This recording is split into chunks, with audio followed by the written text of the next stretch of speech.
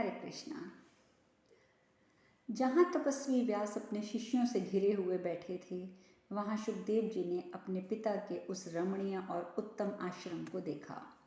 उस समय विश्वदंतकरण वाले अरण्य नंदन सुखदेव आकाश में स्थित सूर्य के समान प्रकाशित हो रहे थे। इतने में ही व्यास जी ने भी प्रज्वलित अग्नि और सूर्य के समान तेजस्वी पुत्र को सब और अपनी प्रभा बिखेरते हुए आते देखा। योग युक्त महात्मा सुखदेव धनुष की डोर से छूटे हुए बाण के समान तीव्र गति से आ रहे थे। वे वृक्षों और पर्वतों में कहीं भी अटक नहीं पाते थे। निकट आकर अरण्य पुत्र महामुनि सुखदेव ने पिता के दोनों पैर पकड़ लिए और शांत भाव से उनके अन्य सब शिष्यों के साथ मिले। तदंतर प्रसन्नचित हुए शुक ने राजा जनक के साथ जो वार्तालाप हुआ वह सारा का सारा वृतांत अपने पिता से कह सुनाया। इस प्रकार शक्तिशाली महामुनि पराशर नंदन व्यास अपने शिष्यों और पुत्र को पढ़ाते हुए हिमालय के शिखर पर ही रहने लगे। तदंतर किसी समय वेदाध्ययन से संपन्न शांत चित्त जितेंद्रिय सांगत वेद में पारंगत और तपस्वी शिष्यगण गुरुवर व्यास जी को चारों ओर से घेर कर बैठ गए और उनके हाथ जोड़कर इस प्रकार बोले। शिष्यों ने कहा, गुरुदेव, हम आपकी कृपा से महान तेजस्वी हो गए हैं। हमारा यश भी चारों ओर बढ़ गया है। अब इस समय हम ये चाहते हैं कि आप एक बार हम लोगों पर अनुग्रह करें। शिष्यों की बात सुनकर महर्षि व्यास ने उनसे कहा, बच्चों, क्या कहना चाहते हो? मुझे तुम्हारा कौन सा प्रिय कार्य करना है? गुरुदेव का ये वचन सुनकर उन शिष्यों का हृदय हर्ष से खिल उठा। वे पुनः हाथ जोड़कर मस्तक झुकाकर गुरु जी को प्रणाम करके एक साथ उत्तम वचन में बोले, मुनिश्रेष्ठ, आप हमारे उपाध्याय हैं। यदि आप प्रसन्न हैं तो हम धन्य हो गए। हम सब लोग ये चाहते हैं, महर्षि, एक वरदान दें। वह ये कि आपका कोई छठा शिष्य प्रसिद्ध ना हो। यहाँ हम लोगों पर इतनी कृपा कीजिएगा। हम 4 आपके शिष्य हैं। पंचम शिष्य पुत्र सुखदेव है। इन 5 में ही आपके पढ़ाए हुए संपूर्ण वेद प्रतिष्ठित हों, यही हमारे लिए मनोवांछित वर है। शिष्यों की ये बात सुनकर वेदार्थ के तत्वज्ञ परलौकिक अर्थ का चिंतन करने वाले धर्मात्मा पराशर नंदन बुद्धिमान व्यास जी ने अपने समस्त शिष्यों से ये धर्मानुकूल कल्याणकारी वचन कहा। शिष्यगण, जो ब्रह्मलोक में अटल निवास चाहता हो, उसका कर्तव्य है कि वे पढ़ने की इच्छा से आए हुए ब्राह्मणों को सदा ही वे वेद पढ़ाए। तुम लोग बहुसंख्यक हो जाओ और इस वेद का विस्तार करो। जिसका मन वश में ना हो, जो ब्रह्मचार्य का व्रत ना पालन करता हो तथा जो शिष्य भाव से पढ़ने ना आया हो, उसे तो वेदाध्ययन कराना ही नहीं चाहिए। ये सभी शिष्य के गुण हैं। किसी को शिष्य बनाने से पहले उसके इन गुणों को यथारूप से परख लेना चाहिए। जिसके सदाचारी परीक्षा ना ली गई हो, उसे किसी प्रकार विद्यादान नहीं देना चाहिए। जैसे आग में तपाने, काटने और कसौटी पर कसने से शुद्ध सोने की परख की जाती है, उसी प्रकार कुल और गुण आदि के द्वारा शिष्यों की परीक्षा की जानी चाहिए। तुम लोग अपने शिष्यों को किसी अनुचित या महान भयदायक कार्य में ना लगाना। तुम्हारे पढ़ाने पर भी जिनकी जैसी बुद्धि होगी और जो पढ़ने में जैसा परिश्रम करेगा, उसी के अनुसार उसकी विद्या सफल होगी। सब लोग दुर्गम संकट से पार हों, सभी अपना कल्याण देखें। ब्राह्मण को आगे रखकर चारों वर्णों का उपदेश देना चाहिए। ये वेदाध्ययन का महान कार्य माना गया है। इसे अवश्य करना चाहिए। स्वयंभू ब्रह्मा ने यहाँ देवताओं की स्तुति के लिए वेदों की सृष्टि की है। जो मोहवश वेद के पारंगत ब्राह्मण की निंदा करता है, वह उसके अनिष्ट चिंतन के कारण निसंदेह पराभव को प्राप्त होता है। जो धार्मिक विधि का उल्लंघन करके प्रश्न करता है और जो अधर्म पूर्वक उसका उत्तर देता है, उन दोनों में से एक की मृत्यु हो जाती है अथवा एक दूसरे के द्वेष का पात्र बन जाता है। ये सब मैंने तुम लोगों से स्वाध्याय की विधि बताई है। ये तुम्हारे हृदय में सदा स्मरण रहनी चाहिए, क्योंकि ये शिष्यों पर उपकार कर सकती है।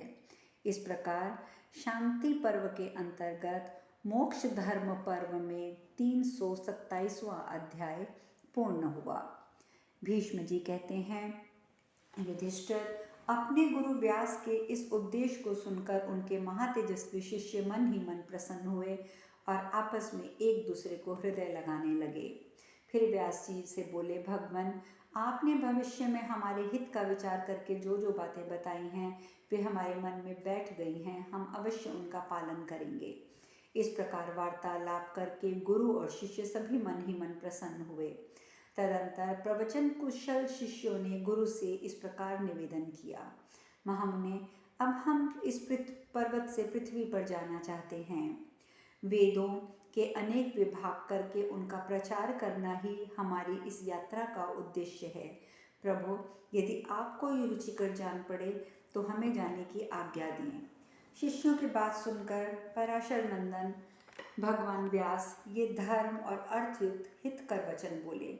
उन्होंने कहा, शिष्यों, यदि तुम्हें यही अच्छा लगता है तो तुम पृथ्वी पर या देवलोक में जहाँ चाहो जा सकते हो, परंतु प्रमाद न करना, क्योंकि वेद में बहुत सी प्ररोचनात्मक श्रुतियाँ हैं जो व्याज से धर्म का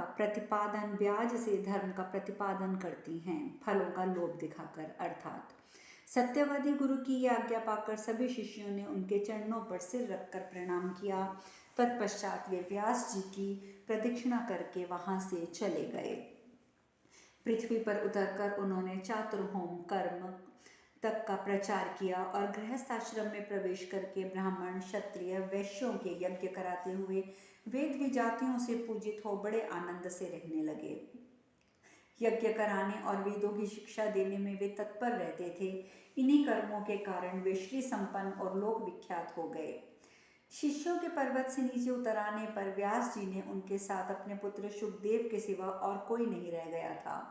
वे बुद्धिमान व्यास जी एकांत में ध्यान मग्न होकर चुपचाप बैठे थे। उसी समय महातपस्वी नारद जी उस आश्रम पर पधार कर व्यास जी से मिले और मधुर अक्षरों से युक्त मीठी वाणी में उनसे इस प्रकार बोले, हे ब्रह्म ऋषि, आज आपके इस आश्रम में वेद मंत्रों की ध्वनि नहीं हो रही है। आप अकेले ध्यान मग्न ना होकर चुपचाप ऐसे क्यों बैठे हैं? जान पड़ता है आप किसी चिंता में निमग्न हैं। वेद ध्वनि न होने के कारण इस पर्वत की पहली जैसी शोभा नहीं रही। रज और तम से आच्छन्न होकर राहुग्रस्त चंद्रमा के समान जान पड़ता है। देव ऋषियों से सेवित होने पर भी ये शैल शिखर ब्रह्मघोष के बिना भीलों के घर की तरह श्रीहीन प्रतीत होता है। यहाँ के ऋषि, देवता और महाबली गंधर्व भी ब्रह्मघोष से विमुक्त हो अब पहले की भांति शोभा नहीं पा रहे हैं। नारद जी की बात सुनकर श्री कृष्ण द्वैपायन व्यास ने कहा, वेद विद्या के विद्वान सहर्षे, आपने जो कुछ कहा वह मेरे मन के अनुकूल ही है। आप ही ऐसी बातें कह सकते हैं। आप सर्वज्ञ, सर्वदर्शी और सर्वत्र की बातें जानने के लिए उत्कंठित रहने वाले हैं। तीनों लोकों में जो बात होती है या हो चुकी है, यह सब आपकी जानकारी में है। ब्रह्म ऋषि, बताइए, आज्ञा दीजिए, मैं आपकी क्या सेवा करूं? ब्रह्म ऋषि नारद, इस समय मेरा जो कर्तव्य है उसे भी बताइए। अपने प्यारे शिष्यों से बिछुड़ जाने के कारण इस समय मेरा मन विशेष प्रसन्न नहीं है। नारद जी ने कहा, व्यास जी, वेद पढ़कर उसका अभ्यास न करना वेदाध्ययन का दूषण है। व्रत का पालन न करना ब्राह्मण का दूसरा दूषण है। वाहिक देश के लोग पृथ्वी के दूषण हैं और नए नए खेल तमाशा देखने की लालसा स्त्री के लिए दोष की बात कही गई है। आप अपने वेदोच्चारण की ध्वनि से राक्षस भय जनित अंधकार का नाश करते हुए बुद्धिमान पुत्र शुकदेव के साथ वेदों का स्वाध्याय करते रहें। भीष्म जी कहते हैं, युधिष्ठिर, नारद जी की बात सुनकर परम धर्मज्ञ व्यास जी ने बहुत अच्छा कहकर उनकी आज्ञा को स्वीकार किया और हर्ष में भरकर वे वेद अभ्यास रूपी व्रत का दृढ़तापूर्वक पालन करने लगे। उन्होंने अपने पुत्र शुकदेव के साथ शिक्षा के नियम अनुसार उच्च स्वर में तीनों लोकों को परिपूर्ण करते हुए वेदों की आवृत्ति आरंभ कर दी। नाना प्रकार के धर्मों का प्रतिपादन करने वाले वे पिता पुत्र उक्त रूप से वेदों का अभ्यास कर ही रहे थे कि समुद्री हवा से प्रेरित होकर बड़ी जोर से आंधी चलने लगी। तब अनध्याय काल बताकर व्यास जी ने अपने पुत्र को वेद पढ़ने से उस समय रोक दिया। उनके मना करने पर सुखदेव जी के मन में इसका कारण जानने की प्रबल उत्कंठा हुई। उन्होंने अपने पिता से पूछा, ब्राह्मण, इस वायु की उत्पत्ति किससे हुई है और आप वायु की सारी चेष्टाओं का विस्तार पूर्वक वर्णन कीजिए। सुखदेव जी का वचन सुनकर व्यास जी अत्यंत आश्चर्य से चकित हो उठे और अध्याय के कारण पर प्रकाश डालते हुए बोले, बेटा, तुम्हें स्वयं ही दिव्य दृष्टि प्राप्त हो गई है। तुम्हारा हृदय अत्यंत निर्मल है। तुम रजोगुण और तमोगुण से रहित होकर सत्व गुण में प्रतिष्ठित हो। जैसे लोग दर्पण में अपना प्रतिबिंब देखते हैं, इसी प्रकार तुम बुद्धि के द्वारा आत्मा का साक्षात्कार करते हो। अतः स्वयं ही वेदों को अपने भीतर स्थापित करके बुद्धि द्वारा अनध्याय के कारणभूत वायु के विषय में विचार करो। मरकर ऊपर के लोक में जाने वाले और नीचे के लोकों में जाने वाले मनुष्यों के लिए दो मार्ग हैं। एक तो देवयान, जो कि विष्णु लोक का मार्ग है, अतः सात्विक है। दूसरा प्रत्ययान, जो कि तामस है। पृथ्वी पर या आकाश में जहाँ भी हवा चलती है, उसके बहने के लिए 7 मार्ग हैं। तुम क्रमशः उनका वर्णन सुनो। पृथ्वी और आकाश में जो महाबली और महान भूत स्वरूप साध्य नामक देवगण अदृश्य भाव से रहते हैं, उनके दुर्जय पुत्र का नाम है समान। समान का पुत्र है उदान, उदान का पुत्र है व्यान और उसके पुत्र का नाम अपान जानना चाहिए। अपान से ही प्राण की उत्पत्ति होती है। प्राण के कोई संतान नहीं है। वह शत्रुओं का संताप देने वाला और दुर्जय है।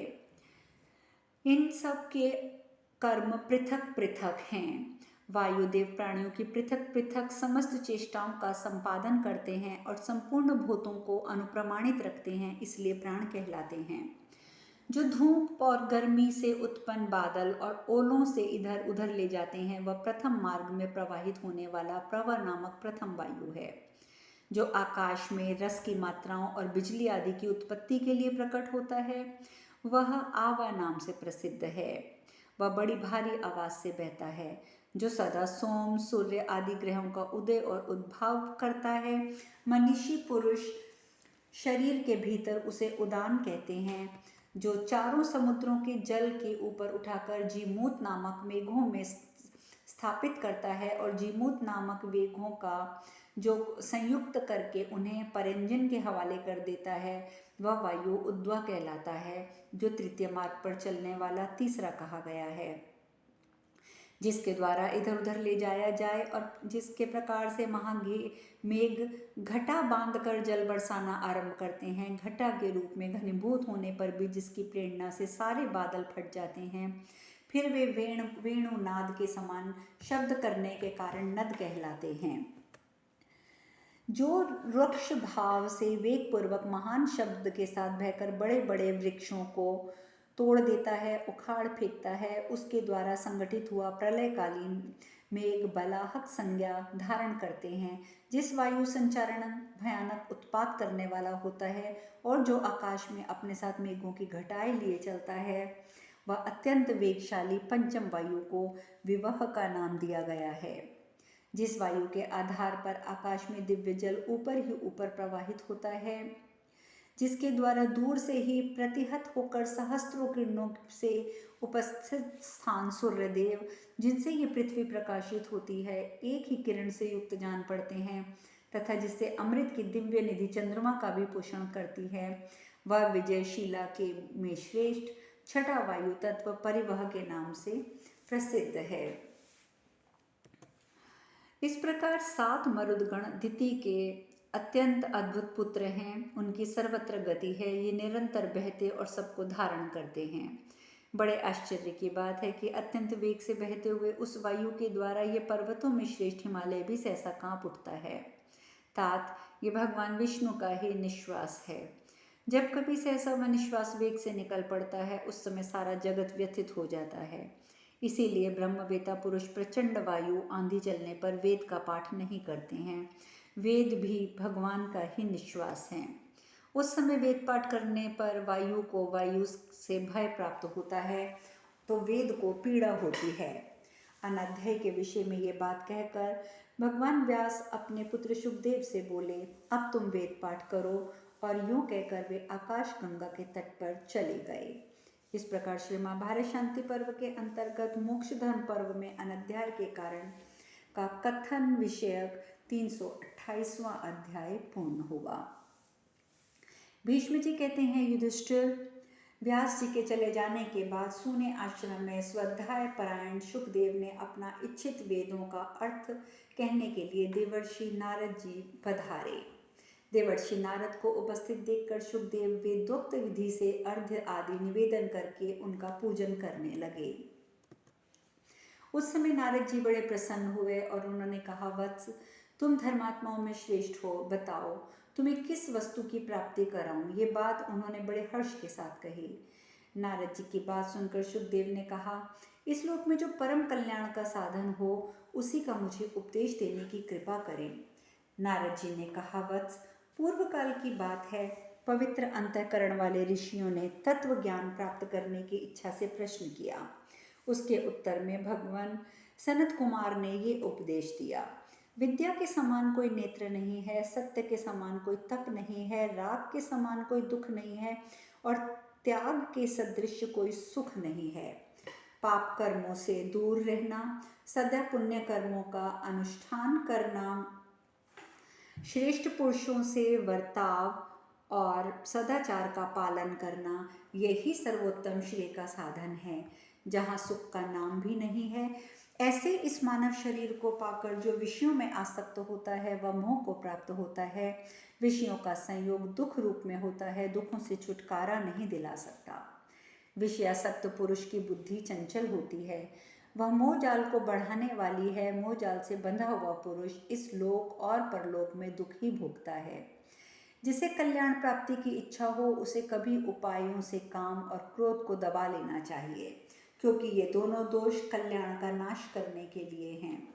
मनुष्य को चाहिए कि वह सदा तप को क्रोध से, लक्ष्मी को डाह से, विद्या को मानापमान से, अपने आप को प्रमाद से सदा बचा कर रखे।